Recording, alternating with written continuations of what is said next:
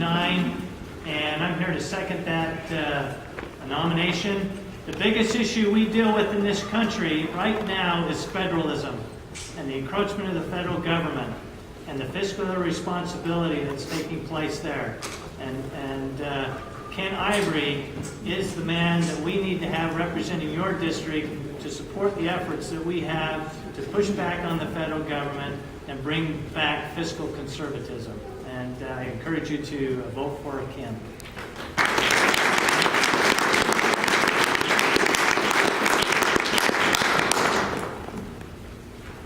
I'm tremendously honored to have the endorsement of Congressman Chaffetz and our state representatives. You've seen them on my endorsement side as well.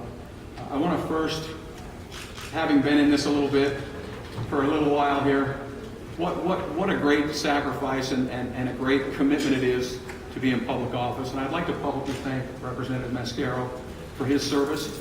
This is a tremendous sacrifice and a commitment to do this, and I'm honored to have this opportunity. We've talked in your homes, we've talked in your businesses about getting the big ones right. As Senator Niederhauser mentioned, federalism.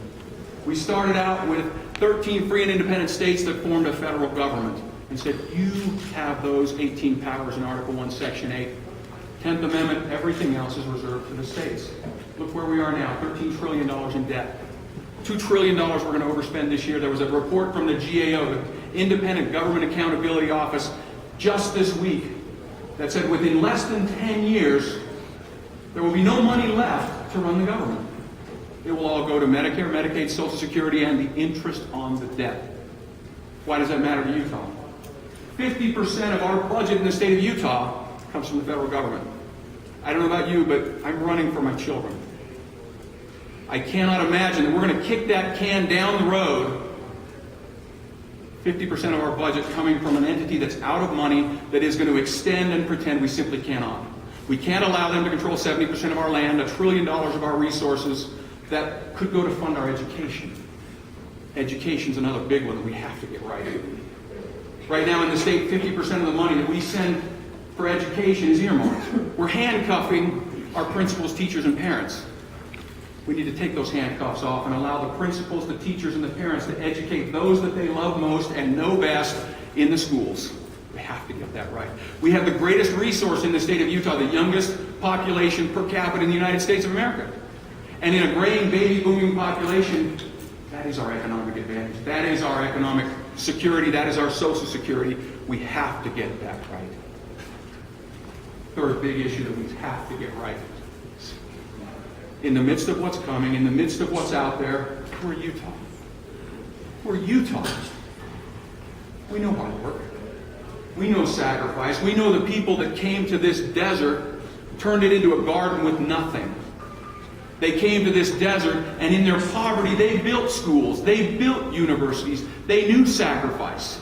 Right here in Utah, we have the most charitable people by more than double the national average. We can do these big things.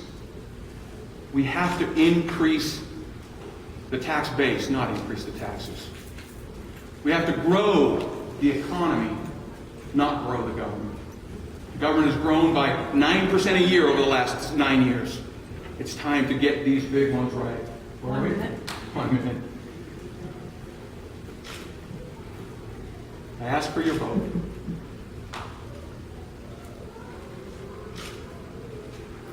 More importantly, I ask for your commitment. You're not going to send Ken Ivory up to the hill and have him solve all the problems.